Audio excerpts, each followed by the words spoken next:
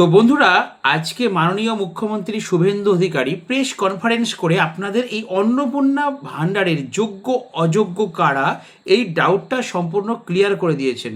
তো অনেকগুলো পয়েন্ট উনি বলেছেন, আমি পরবর্তী একটা ভিডিওতে আপনাদেরকে ডিটেলসে বুঝিয়ে বলবো। এই ভিডিওতে আপনারা লাইভ দেখে নিন শুভেন্দু অধিকারী মহাশয় আপনাদের এই অন্নপূর্ণা ভাণ্ডার 17 তারিখ থেকে কারা পাবেন কারা পাবেন না ফাইনাল লিস্ট বলে দিয়েছেন। তবে অনেকগুলো সুবিধার কথা উনি বলেছেন, যেমন 3 কক্ষের পাকা বাড়ি গ্রামের দিকে যাদের অধিক থাকবে তারা পেত না, সেগুলো তিনি ছাড় দিয়েছেন, বা আরও অনেক কিছু বলেছেন। ঠিক আছে, মহিলারা যদি 10,000 টাকা বেশি রোজগার করেন তাহলে পাবেন না, এরকম অনেক কিছু বলেছেন। আপনারা প্লিজ ভিডিওটা দেখুন, তাহলে ডিটেলসে বুঝতে পারবেন। যে 17 তারিখ থেকে আমাদের তৃতীয় পর্যায়ে অন্নপূর্ণা যোজনার টাকা অ্যাকাউন্টে ট্রান্সফার শুরু হবে। আমরা যেহেতু সংকল্পপত্রে ঘোষণা করেছিলাম আমরা প্রথম জুন মাসে 28 লক্ষ বেনিফিশিয়ারিকে অনলাইন এবং অফলাইনের মধ্যে দিয়ে আমরা শুধু প্রোগ্রামটা লঞ্চ করিয়েছিলাম। পরবর্তীকালে আমরা নির্দিষ্ট তথ্য এবং ফর্মের ব্যবস্থা করি। এটা করার পিছনে অনেকগুলো কারণ ছিল। প্রথমত, সরকারি টাকা, এই সরকারি অর্থ সঠিক জায়গায় ব্যয় করা উচিত। সরকারি অর্থে নয়ছয় করার বা ফাইন্যান্সিয়াল ইনডিসিপ্লিন করার কোনো অধিকার কোনো মুখ্যমন্ত্রী, মন্ত্রী বা আধিকারিকের নেই। তাছাড়াও বিগত দিনের লক্ষ্মী ভান্ডার বলুন বা আমাদের সরকার আসার পরে অন্নপূর্ণা যোজনা, এটা সম্পূর্ণভাবে মহিলাদের একটি স্কিম। তার বয়স নির্দিষ্ট করা আছে 25 থেকে 60 বছর। সেক্ষেত্রে কোনো পুরুষের বা বয়সের 25 বছরের কম যারা, তারা পাওয়ার যোগ্য হতে পারে না। আমরা বিগত সরকার যখন প্রথম শুরু করে খুব অনিয়মিতভাবে প্রায় 9 মাস গেছে 500 টাকা করে ভাতা দিতে, এবং প্রতি মাসেই তাদের সংখ্যা এদিক ওদিক হয়েছে। ফাইনালি নির্বাচনের আগে তড়িঘড়ি করে 2 কোটির আশেপাশের কিছু সংখ্যা হবে, 1,500 টাকা করে ট্রান্সফার করা হয় মাত্র 2 মাসের জন্য। তাই তো শেষের দিকে ওই এবং সেটা করতে গিয়ে আমরা দেখলাম যে আমরা যদি সকলকেই লিস্টটাকে কনভার্ট করে দিই অন্নপূর্ণা যোজনাতে, তাতে এসআইআর এর নাম, এমন লোকের নাম থাকবে, মৃত লোকের নাম থাকবে, পুরুষদের নাম তাতে থেকে যাবে। সেই কারণে আমরা নতুন সরকার স্বচ্ছতার ভিত্তিতে এই কর্মসূচি দেওয়ার ক্ষেত্রে আমরা ফর্ম চালু করি এবং আমাদের পোর্টাল চালু হয়, এবং জুলাই মাসে দ্বিতীয় পর্যায়ে যখন আমরা 1 কোটিরও বেশি মহিলার অ্যাকাউন্টে নেতাজি ইন্ডোর স্টেডিয়াম থেকে প্রোগ্রাম করে টাকা ট্রান্সফার করি, সেক্ষেত্রেও অনেক অভিযোগ আসে আমাদের কাছে, এবং অনেক মহিলারা বলেন যে আমি যোগ্য কিন্তু আমাকে দেওয়া হয়নি, ইত্যাদি ইত্যাদি। তাই আমরা আমাদের বিডিওদের সাহায্য নিয়ে জেলা শাসকদের নেতৃত্বে হাউস টু হাউস ভেরিফিকেশন যতটা সম্ভব এই সময়ের মধ্যে করি, এবং জুন এবং জুলাই মাসের 31 তারিখ পর্যন্ত পোর্টাল চালু ছিল আবেদনের। এবং এখানে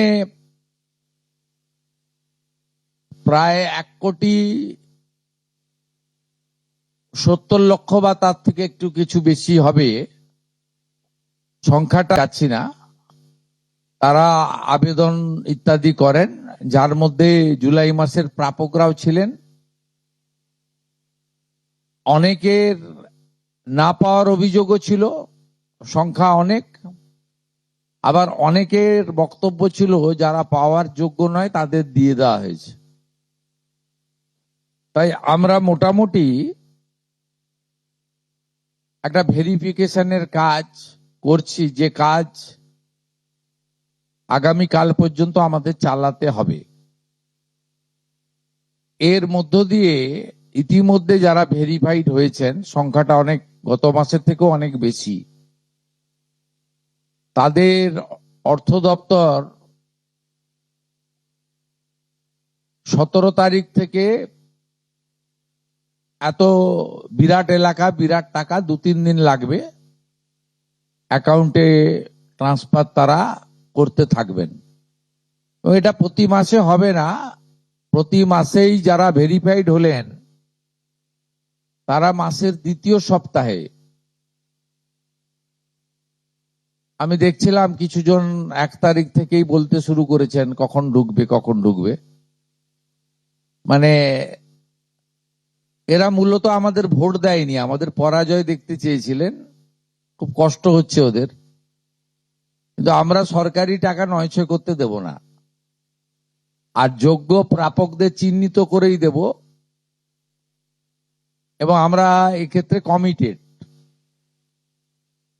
অতএব যে চুরি দুর্নীতি হয়েছে, যেমন বিগত দিনে আধার লিঙ্ক অ্যাকাউন্ট নম্বর দেওয়া হয়নি, সেলফ ডিক্লিয়ার অ্যাকাউন্ট নম্বরে দেওয়া হয়েছে, এর ফলে মহিলার টাকা পুরুষ পেয়েছে, অন্য লোক পেয়েছে, এখন গ্রেপ্তার হয়েছে বহু মানুষ।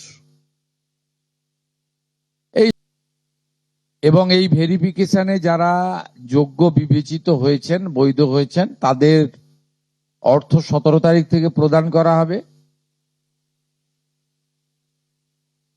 এর পরেও আমরা একটা অভিযোগ পোর্টাল রাখবো, যে অভিযোগ পোর্টালে পরবর্তী সময়ে যে কেউ অভিযোগ করতে পারেন, এবং এই অভিযোগ নিষ্পত্তি করার জন্য আমরা সংশ্লিষ্ট ব্লকের বিডিওদেরকে বিশেষ দায়িত্ব, চিফ সেক্রেটারি দায়িত্ব ফিক্সড করে দেবেন। তারা হিয়ারিং নিয়ে একটা নির্দিষ্ট সময়ের মধ্যে নিষ্পত্তি করবেন। আমাদের যারা যোগ্য বিবেচিত হয়েছেন তাদের বয়স 25 থেকে 60 বছরের মধ্যে হতে হবে, আগেই বলা আছে। কেন্দ্রীয় বা রাজ্য সরকার, কোন বিধিবদ্ধ সংস্থা, সরকারি আন্ডারটেকিং, পঞ্চায়েত, পৌরসভা, সরকার, সরকারি সাহায্যপ্রাপ্ত শিক্ষা প্রতিষ্ঠান অর্থাৎ শিক্ষক, শিক্ষাকর্মী, স্থায়ী সরকারি চাকরিতে নিযুক্ত থাকেন, বা পেনশনার্স আসবে না যেহেতু 60 ঊর্ধ্ব, এটা ইরেলিভেন্ট, এরা এই বেনিফিটের মধ্যে পড়ছেন না। তাছাড়া যারা আয়কর প্রদান করেন, অর্থাৎ এখন আয়করের ঊর্ধ্ব সীমা হচ্ছে 12 লক্ষ টাকা বছরে, 12 লক্ষ টাকা পেরিয়ে গেলে আয়কর দিতে হয়। যে পরিবার আয়কর দেন, অর্থাৎ যার বাৎসরিক আয় 12 লক্ষ টাকা, সেই পরিবার এই কর্মসূচি অন্তর্ভুক্ত হওয়ার সুযোগ পাবেন না।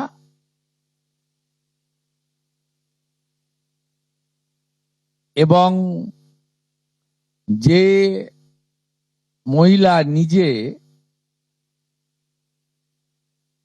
10,000 টাকার বেশি নিজে উপার্জন করেন মাসে, তাকেও এর বিবেচনার মধ্যে প্রাথমিকভাবে আনা হয়নি। কিন্তু এক্ষেত্রে যারা ক্যাজুয়াল, কন্ট্রাকচুয়াল, মানে বাড়ির পুরুষ মানুষরা, তাদের বাড়ির পরিবারের স্ত্রী বা অন্যরা বিবেচিত হবেন। যদি কোনো মহিলা, এটা একটি নারী অর্থনৈতিক সশক্তিকরণের স্কিম, সেক্ষেত্রে যিনি সরাসরি নিজে 10,000 টাকার বেশি উপার্জন করেন তাকে বিবেচনা করা হবে না। 25 থেকে 60-এর মধ্যে যারা 3,000 টাকার কম ভাতা পান, ধরুন উইডো পেনশন, 1,500 টাকা এই মাস থেকে হয়েছে, গত মাস পর্যন্ত ছিল 1,000 টাকা। তাদেরকে হায়ারটা দেওয়া হচ্ছে, 3,000 টাকাটাই দেওয়া হচ্ছে অন্নপূর্ণা যোজনাতে।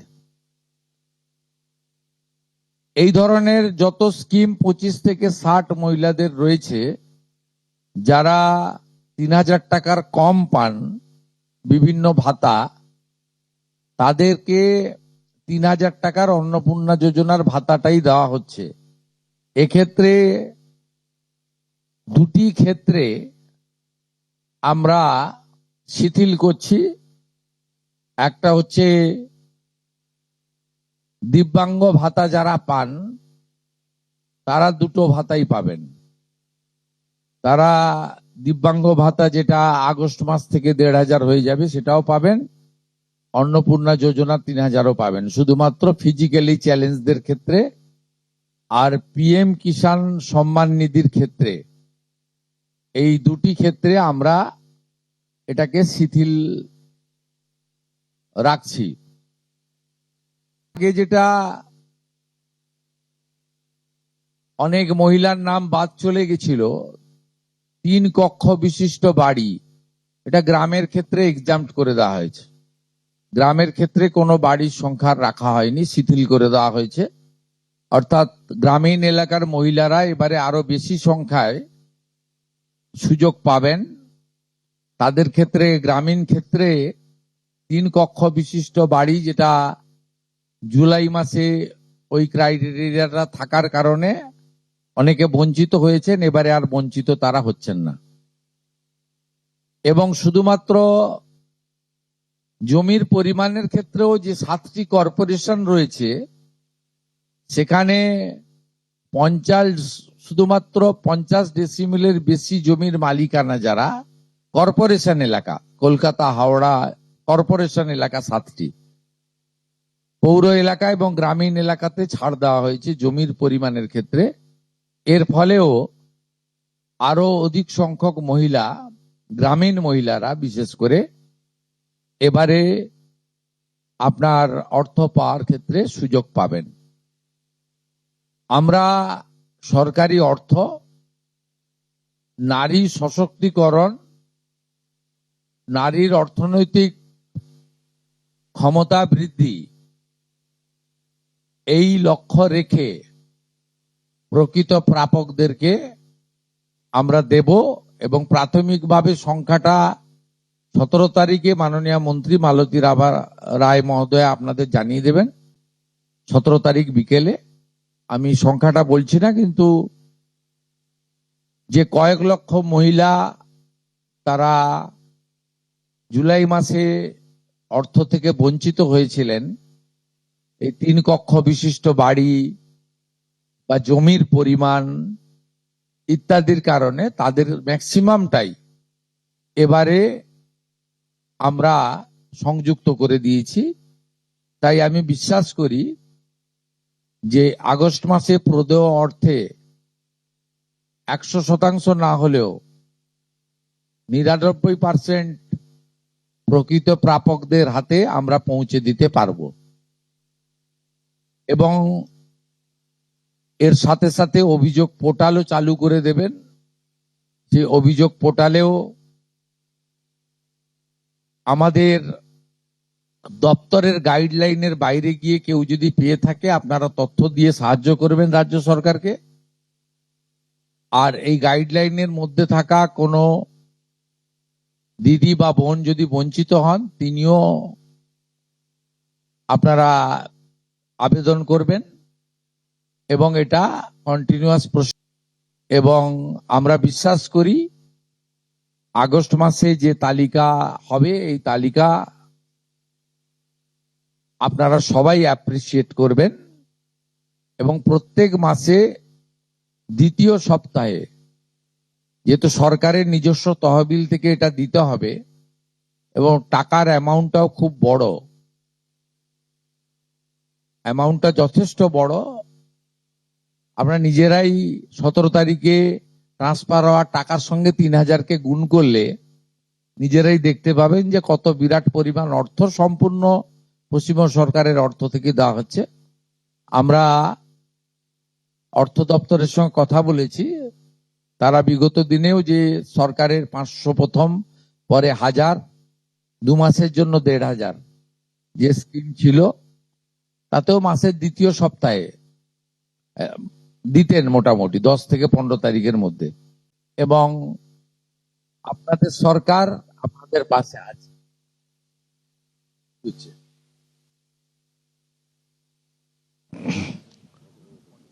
গুরু বলুন।